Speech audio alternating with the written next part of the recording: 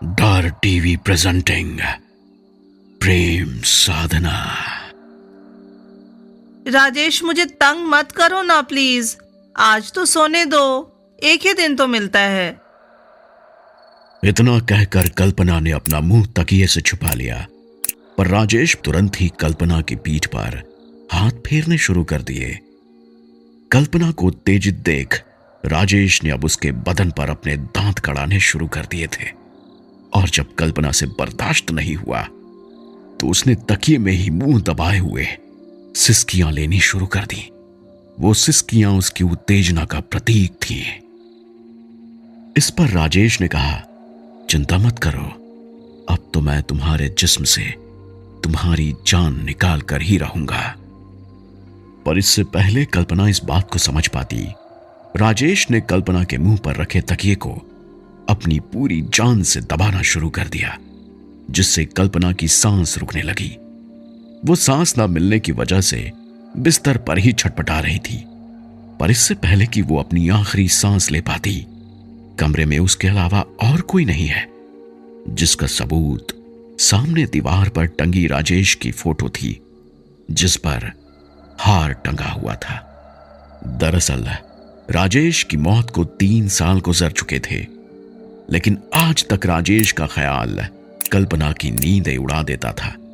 बहुत से साइकेट्रिस्ट से कल्पना ने अपना इलाज करवाया, लेकिन कोई फायदा नहीं हुआ कि तभी उसे कुछ याद आया, जिसे सोचकर ही उसने तुरंत ही अपना फोन उठा किसी को फोन कर दिया। क्या है कल्पना, आज फिर राजेश आया था तेरे सपने में? पता नहीं मरने के बाद भी उसने मुझे तड़पाना क्यों नहीं छोड़ा। कल्पना ने अपनी दोस्त मधु को फोन किया था। मधु ने भी कल्पना की बात सुन बस इतना कहा, हम सुबह में इसके बारे में बात करेंगे। अरे मधु, पर मेरी बात तो सुन।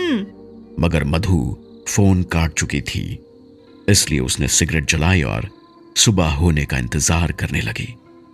सुबह सुबह कल्पना को देख मधु की बची खुची नींद भी एक पल में उड़ गई। अरे अब क्या है?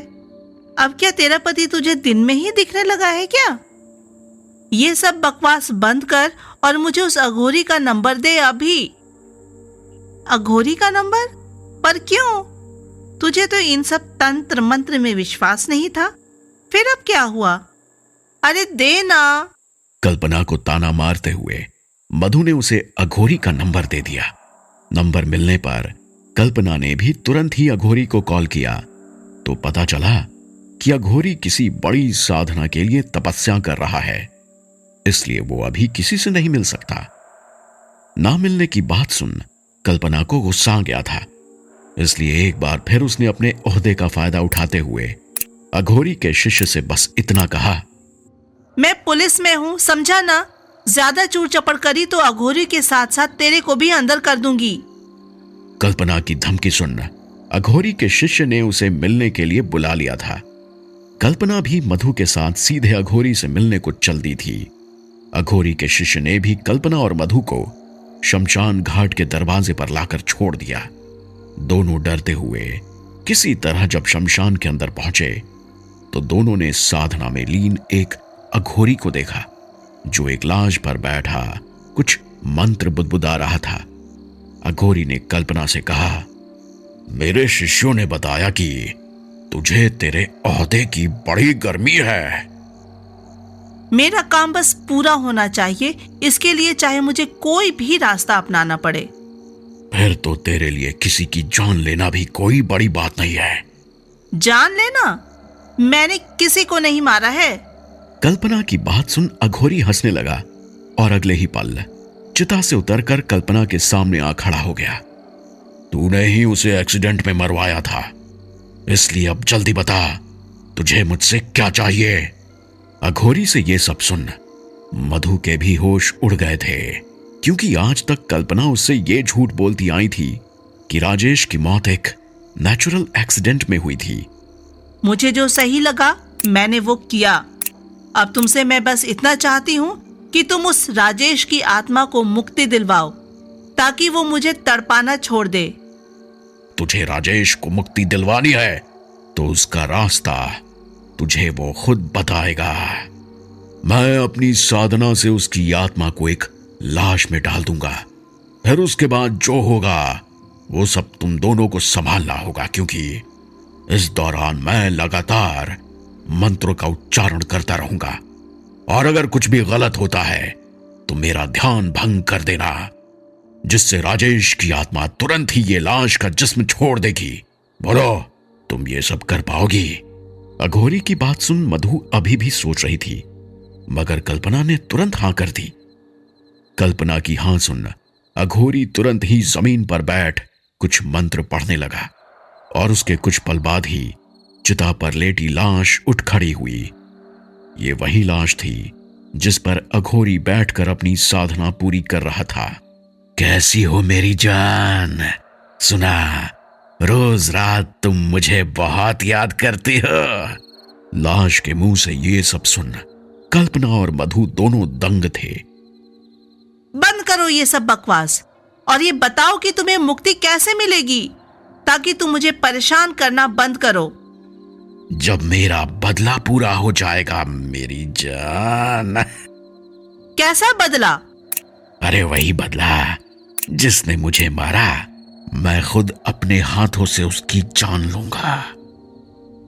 इतना कहते ही उस लाश ने कल्पना पर हमला कर दिया। वो उसकी गर्दन पकड़ जी जान से दबाए जा रहा था। वो इस वक्त एक एक सांस की मोहताज थी। बहुत हिम्मत कर उसने मधु से भी इशारे में कहा कि वो जाकर अघोरी का ध्यान भंग कर दे, लेकिन मधु तो मुस्कुराते हुए कल्पना को मरते देख रही थी, और जब कल्पना की चंद सांसें बाकी थी तो मधु ने कल्पना को सुनाते हुए कहा, मेरा और राजेश का अफेयर चल रहा था। वो तुझे तलाक दे मुझसे शादी करना चाहता था कल्पना, पर तूने उसे मरवा दिया। लेकिन समय किसी को नहीं छोड़ता, वो अपना हिसाब पूरा करके ही रहता है।